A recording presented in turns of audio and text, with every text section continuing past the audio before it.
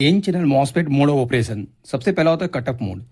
इस मोड में जो हमारा जो मॉसफेट होता है वो ऑफ कंडीशन में रहता है, क्योंकि जो गेट टू सोर्स वोल्टेज होता है वो हमारा थ्रेशोल्ड वोल्टेज से कम होता है, इसलिए ड्रेन टू सोर्स कोई भी करंट फ्लो नहीं करता है। सेकेंड होता है ट्रायड मोड या लीनियर मोड।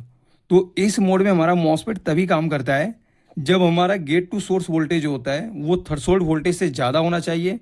और हमारा जो ड्रेन टू सोर्स वोल्टेज होता है वो हमारा gate to source voltage minus threshold voltage से कम होनी चाहिए।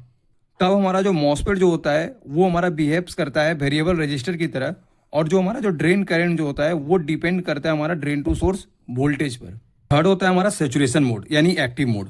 तो जब हमारा गेट टू सोर्स वोल्टेज जो होता है वो हमारा थ्रेशोल्ड वोल्टेज से ज़्यादा हो और ड्रेन टू सोर्स वोल्टेज हो वो हमारा gate to source voltage minus threshold voltage से बराबर या ज़्यादा हो, तो उस कंडीशन में जो मॉसफेट होता है वो हमारा सेचुरेशन मोड में काम करता है, और जो हमारा जो मॉसफेट का जो ड्रेन करंट जो होता है वो हमारा कांस्टेंट रहता है, और ड्रेन करंट जो होता है वो डिपेंड करता है हमारा गेट टू सोर्स वोल्टेज पर।